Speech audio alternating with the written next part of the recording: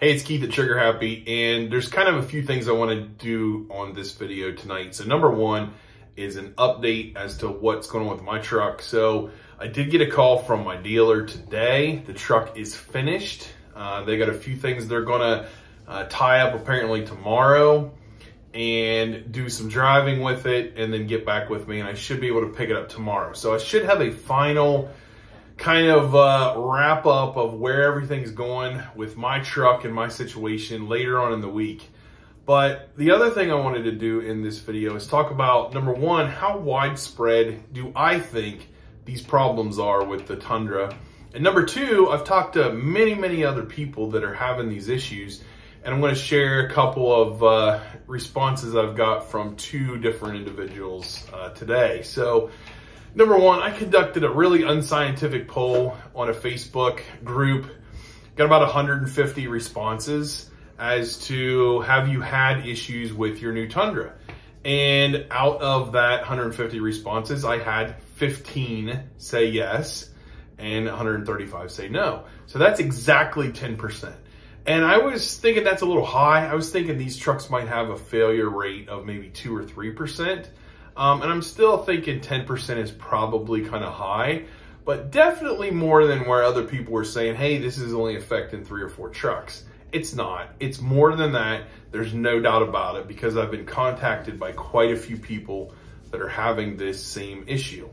So I talked to a guy today named Dustin from Tennessee. We had a pretty good conversation. His truck was purchased on the exact same day mine was, and went into the shop 2 days prior to when mine went in, and he got his back a couple days ago. And his dealer did not remove the cab, nor did they pull the engine. They found another way to work around it, much less invasive, and hopefully that is going to be the norm going forward. But other people, I've definitely seen that, you know, their cabs were pulled. You're going to see the thumbnail of this video is my truck, and the engine was pulled on my truck. So pretty invasive, fix from a lot of dealers. He was basically having the same experience I had. So nobody at Toyota wanted to talk to him. He couldn't get out of the basically basement level customer service. Toyota is not going to do anything for him aside from maybe pay a payment. And that's it. No extension of warranty. No admission that, hey, our trucks have an issue and we're going to take care of you. Nothing.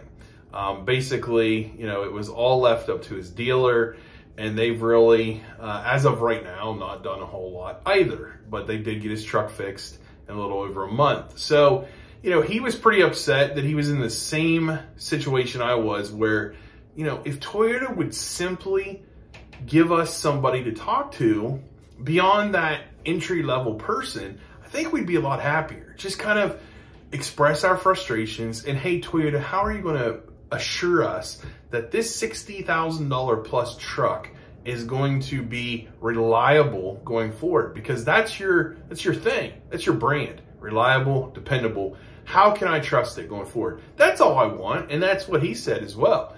Talked to another guy, Jeremy, from Canada, and his truck is still in the shop. Toyota Canada is not talking to him at all. Basically just continue to refer him back to the dealer. He's got about 500 kilometers, so about that same mileage that many other people I've talked to have had. And it's, again, his frustrations were the same as everybody else I've talked to. It's just, hey, Toyota, don't sweep this under the rug. Get out ahead of it. Assure us that your product is fixed and that we can trust it going forward. That's all we want, because it's more frustrating as an owner for them to be like, nothing to see here. Don't look behind the curtain. Everything is fine. Don't worry about it. Watch our slick Super Bowl ad. And meanwhile, I'm saying, hey, you won't even talk to me, or anybody else for that matter. I'm nobody special, but you're giving everybody the same runaround, and we just want to talk to somebody, not scream and yell, not cuss anybody out, not throw a tantrum. I just want to have a conversation with somebody and just kind of be assured that going forward, that my investment is going to be taken care of. So that's where I'm at. So I'm going to have an update video when I get my truck back. Am I happy with the fix Where am I going from there? But if you're a Toyota executive and you're watching this, send me an email. I would love to talk to you off the record, away from YouTube, and just kind of tell you where I'm at and how I think you should handle this problem, because everybody's frustration is not the fact that the truck is broken. The frustration is the fact that you're completely ignoring us. That's the problem. So it's Keith from Trigger Happy. Just a little update and kind of sharing some things from other people.